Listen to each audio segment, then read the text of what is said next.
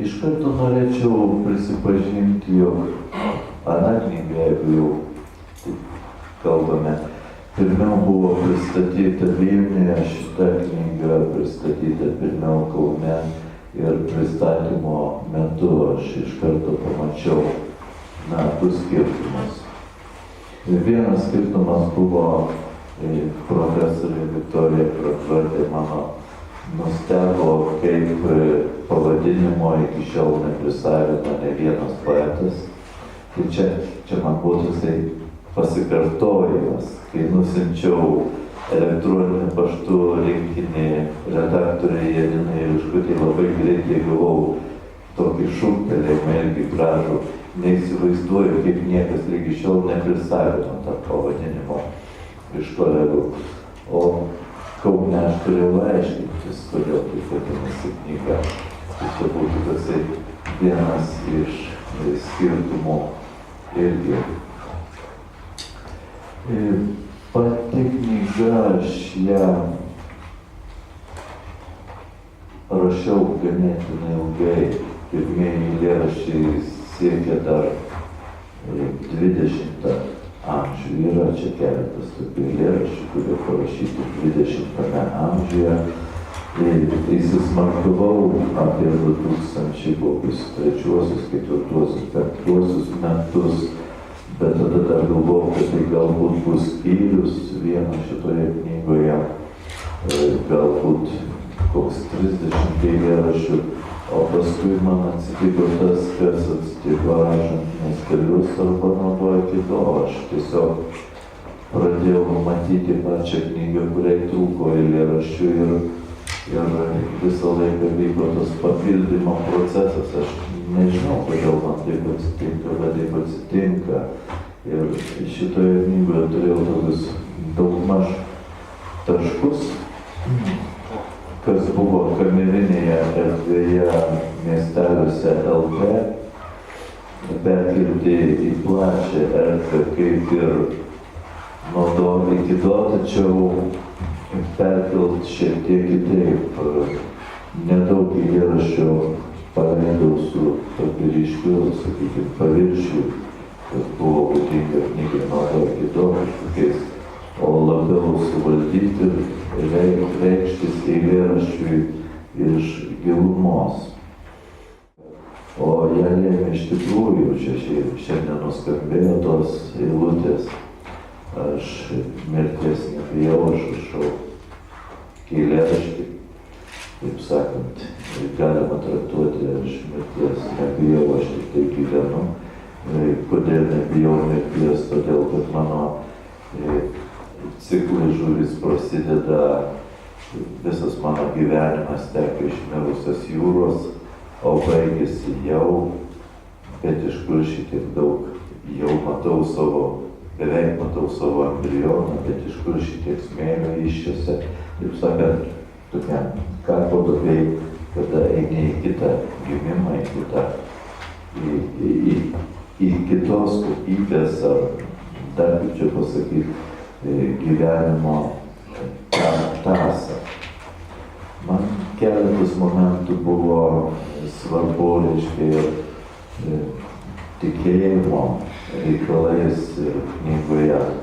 Knygoje turbūt gražiausiai žaidžia krikščioniškosios pakraipos eilėraščiai susimaišo su pagoniškąja, ir ten akcentas paskutinis eilėraštis turbūt ir būtų apibendrinantis mūsų tą tikėjimo, mūsų krikščionybės būseną pagonišką.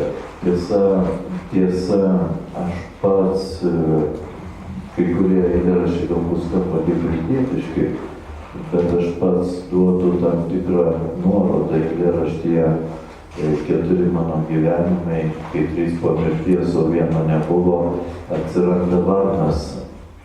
Mums šiek tiek, rytietiškas simbolis, bet jis, sakykime, nėra Dervišo varnas. Aš duodu nuorodą lietuviškų rytų, taip sakant, nuorodą duodu kokie lietuviški rytai, ir tas varnas yra Būro varnas. Skeptiškai šiek tiek žiūriu į rytus Lietuvoje. Tai primenu, kad varnas yra Būro. Visas mano gyvenimas teka iš mirusios jūros ir net langas į vandenis. Nežinau, kodėl mirusiems reikia tylos. Kai vedlius išmaldauti, skrydį paukščio, kuris dar prieš naktį oazę pasieks, ar miražą, iš kurio išeis pranašas ir pažvelgęs į mano akis nuramins motinos sielą. Jie užsivylė paukščiai, o aš likau su bitės lavonėliu, įkritusiu į akį. Ji plaukė ar skrido, pasakyk, skrido ar plaukė, kai mano venose tirpo ledas, kai raudoni laivai dūzgė į ugnį, lyg žaibas į akį giluonis ir apmiriau. Čia nieko daugiau galėjos nebūti. Čia liūdna, tik smėlis per filtrą gilonės į dangų eina. Šitiek nepažinos kvapo, o garsų ir vaizdų nėra. Retkarčiai sutinku gyvatę, daug sutikau užperėti. Retai pro šalį žuvis, nuo jūros lyg jūros, iki čia grifai neatskrenda, lestyklų mirties.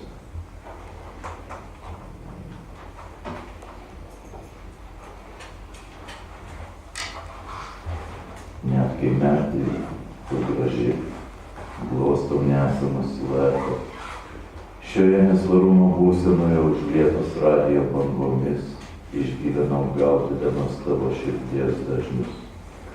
Kiaura valtimi perplaukęs dykumą, neradau sodo su barškuolimis barščiais. Stuburu lipa aukštyn troškulys ir sausra, slankstelius traiško, ir jei nukristų lašas lietaus ant galvos, nudegintų plaukus. Tėve mūsų prie gomurio prikepa, achromatiški grifai į sakinius, sminganiai garsintos raidės, žodžiai nepradeda kilti vėjas, plėšia skėtį iš rankų, pasąmonė lyja, saulė ir mirusius jūros vandenis. Šiandien tavęs nebus parašytame eilėraštyje ir neparašytame nerastume kitos išeities.